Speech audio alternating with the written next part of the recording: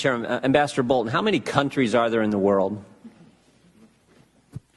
We have diplomatic recognition with over 190. There are 193 members of the UN. There are 193 countries. My guess is we're the United States of America. We're the biggest, strongest, country on the planet. My guess is we have embassies in just about everyone. Maybe not Iran and North Korea and a handful. A few we don't recognize. Yeah, a few we don't recognize, right? But so 180 some countries, we've got an embassy in those countries. Is that right? That's correct. And in all those countries, the embassy is in the capital or the seat of government, except for one. Is that right?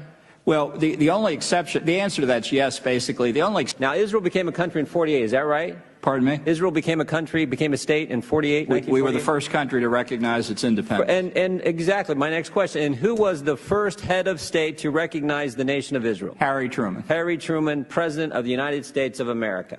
And then just a few years ago, well, I guess more than a few years ago, 1995, we passed an act, Jerusalem Embassy Act, that almost every single member of Congress voted for. Is that right? That's correct. I think it was like a voice vote in the House, but in the Senate it was like 93-5, right? Something like that. And for this act to take effect and for the embassy to go to Jerusalem, this is amazing. Congress doesn't have to do anything, something we're actually pretty darn good at, right?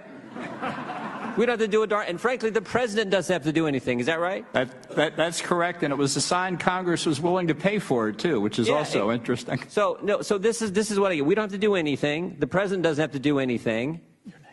Everyone has spoken. The president campaigned on this. The American people elected him as this was a central issue of his campaign. We do it everywhere else except one country, which just happens to be one of our best friends in the entire world. Is that right? That's correct. So this is what gets me. It's like, this is real simple to me. This is about remembering your friends. This is about loyalty. This is about recognizing the fact that there is one country in the world who stands with us every single time. They happen to be the one country where we get our Judeo-Christian value system from, the state of Israel, and yet they're the one nation where we won't put the embassy where it's supposed to be. And particularly now when you think about what we went through the last 8 years with the previous administration, and more importantly, what happened the last few months of that administration at the United Nations, this is the right time to do this thing. And that's why the president recognized it, campaigned on it, and one of the reasons I would say the American people elected him. Would you agree, Ambassador Bolton? I think that's entirely true, yes. So let's just get it done. Let's just get it done, right?